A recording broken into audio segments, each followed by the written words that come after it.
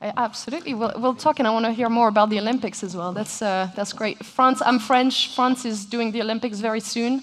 We're already failing in so many ways. The Seine is not clean. We have bed bugs everywhere, but I'm sure we'll figure it out at some point. So how are we doing? Is everybody still here in Cyprus? Raise your hand if you're in Cyprus and you're awake. We're okay. All right, it's okay. So I'll spend just the next 10 minutes talking about this, from compliance to a sustainable gambling industry. I'm Laura de Silva. I'm the director of SG Certifieds.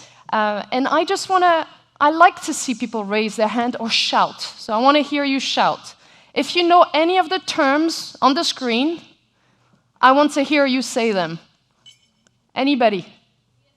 CSR, yep. Anything else? Yes? What else? Okay, CR, corporate responsibility, sustainability, ESG. ESG is the big one at the moment. We hear that constantly.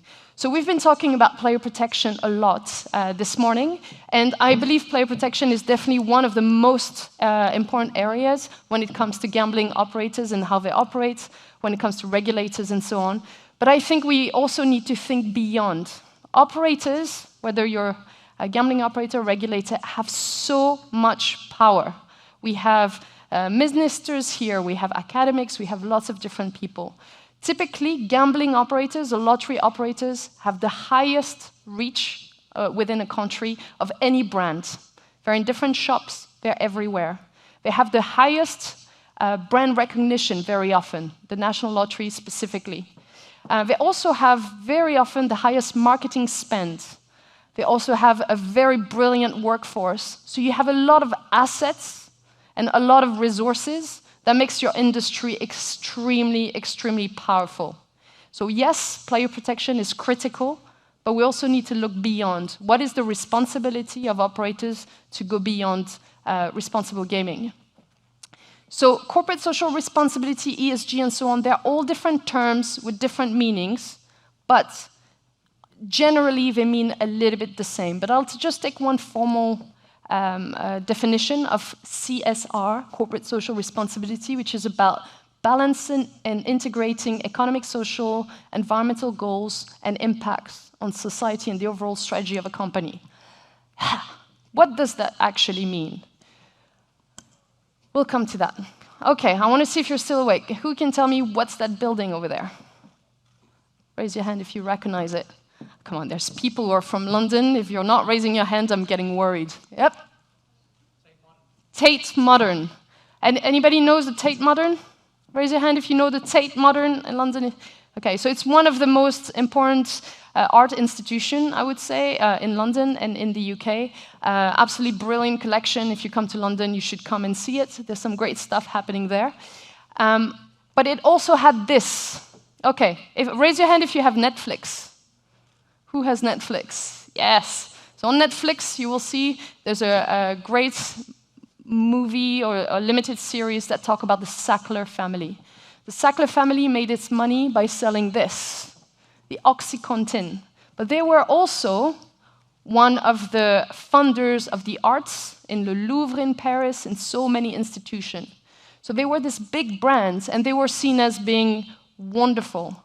But this is how they make their money. They pushed OxyContin, which is a highly addictive drug, to as many people as they could in the US. The result was that it created a lot of addiction, it created a lot of harm, and it created a lot of deaths because people were taking this stuff and got really hooked to it. They made billions. They made absolute billions. But the how they made their money is what matters. None of them ended up in jail, unfortunately, but they got big, big fines, and the company had to close. So my point about sustainability, CSR, ESG, is that it is not about what you do with the money that you earn.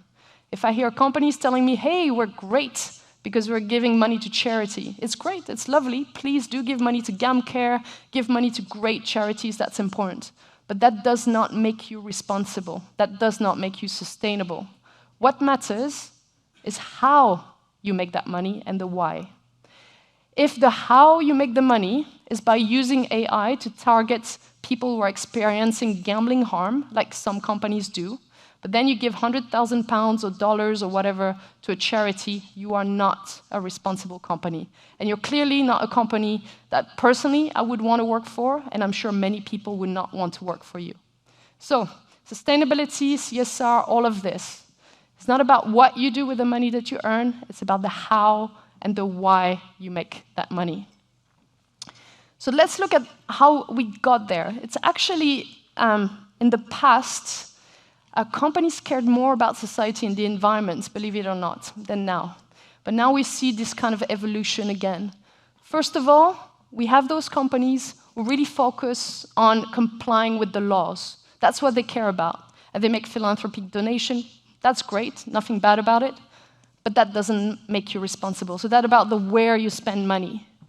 Then a little bit more evolved companies realize we need to go one step further, and they look at, okay, actually, by operating in a responsible, in a sustainable way, there are risks that we're preventing, but there's also opportunities. Think about it. If your regulator believes you behave irresponsibly, they'll increase regulation on you, and they'll make your life more difficult. The media will go after you. So if you don't behave properly, there are risks associated with it. That's the kind of second level, I would say, the how you make your money.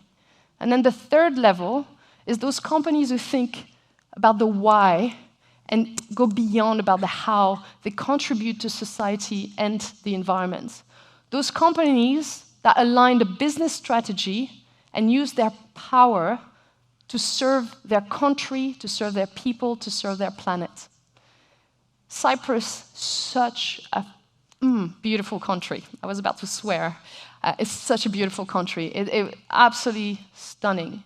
The companies who operate in Cyprus should not just be here for foreign shareholders, they should also be here to serve the country and to make it a better place to live.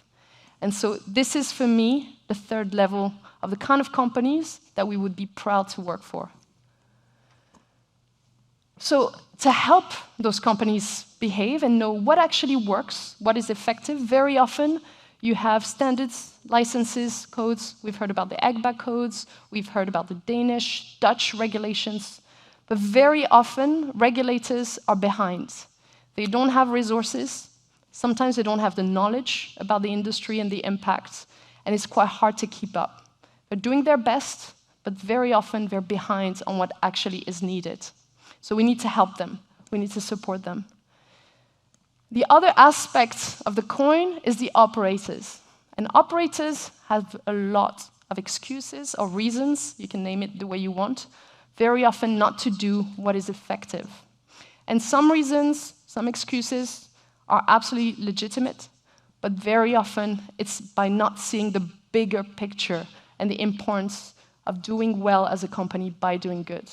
So again, we need to force operators and help them understand how can they operate as responsible and sustainable companies. By sharing best practices, for example, Katerina mentioned, by supporting each other, by measuring impact of practices. So now, hand raising again, or shouting. Just say which one you've heard of before.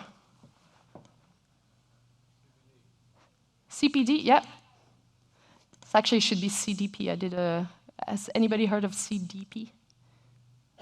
Carbon Disclosure Project. Any others? Louder, please. Anybody? IFRS, okay, really cool, okay. Anyone else? CSRD, yes, that's a big one. CSRD is going to impact 50,000 companies in the EU. Even if you're not based in the EU, it will impact you. Corporate Sustainability Reporting Directive on the top left.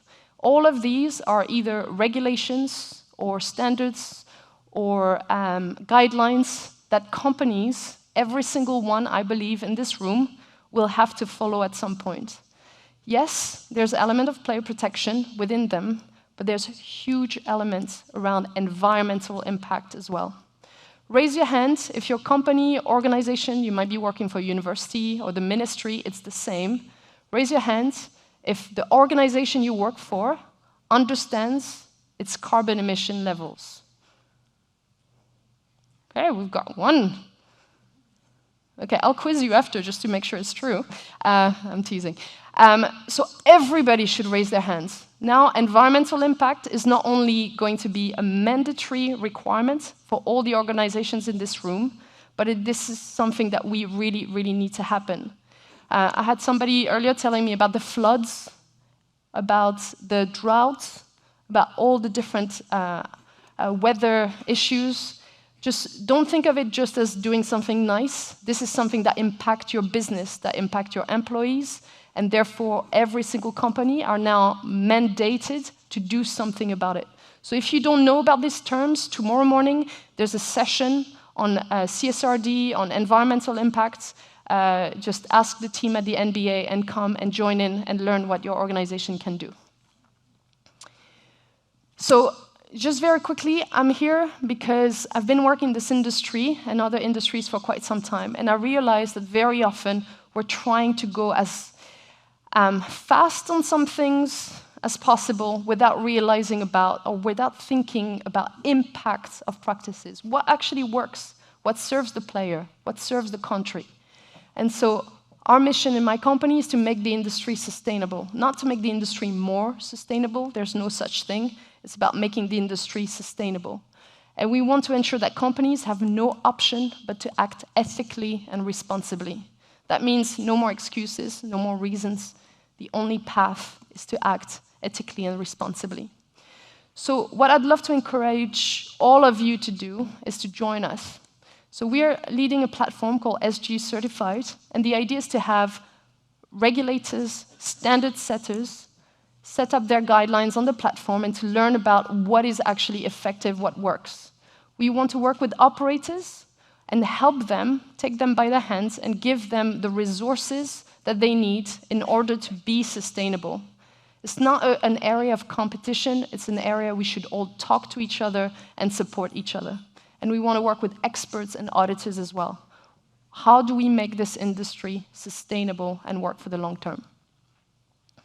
And if we do this right, if we succeed, there are so many benefits. Number one, let's avoid fines. That's all we see in the news. That's all we see. Operators getting fines, and often they deserve it.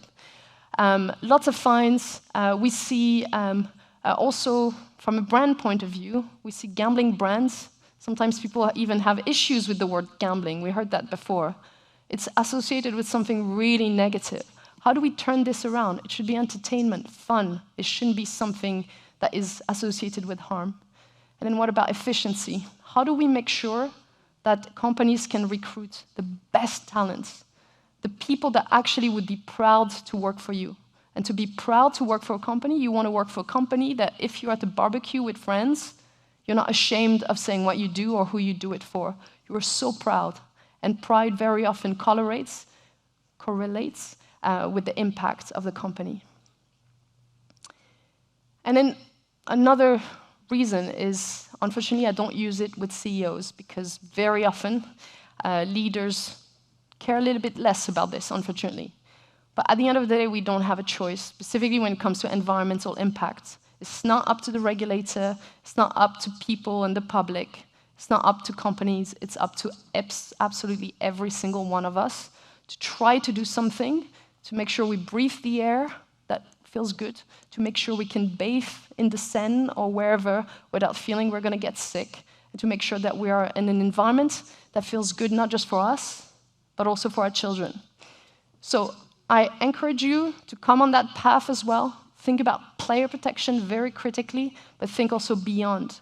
How can your company and your organization operate by having a positive impact on society and the environment? And that's it for me. Thank you very much for your time.